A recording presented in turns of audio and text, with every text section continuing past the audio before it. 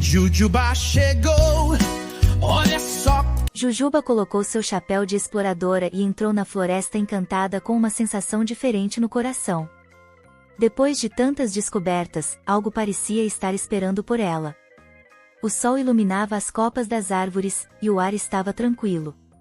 A capivara curiosa caminhava devagar quando percebeu que os sons, as cores e os movimentos ao redor pareciam mais sincronizados do que nunca.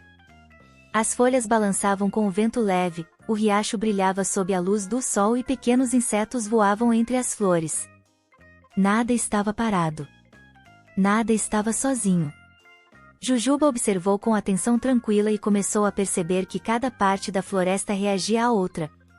O vento movia as árvores. As árvores protegiam o solo. O solo alimentava as plantas.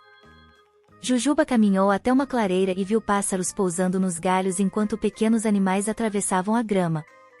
Mais acima, nuvens passavam lentamente pelo céu azul. Tudo parecia conectado, como peças de um grande desenho invisível. A floresta não era feita de partes separadas. Era uma rede viva, funcionando em harmonia constante. Então Jujuba entendeu o grande segredo da floresta. Cada ser vivo, cada folha e cada gota de água faziam parte de algo maior.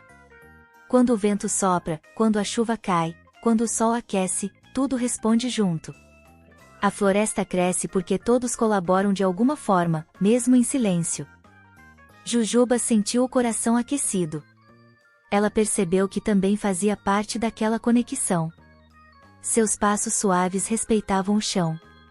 Seu cuidado ajudava a proteger o lugar. Assim como cada criatura tinha um papel, ela também tinha o seu. O grande segredo não era algo escondido. Era algo que estava presente o tempo todo. Com um sorriso tranquilo, Jujuba seguiu pela trilha sabendo que a floresta encantada continuaria cheia de mistérios gentis. Agora ela entendia que tudo se conecta em uma grande dança da natureza. As árvores, o vento, a água e os animais fazem parte do mesmo cuidado. E enquanto caminhava, a floresta parecia pulsar suavemente ao seu redor.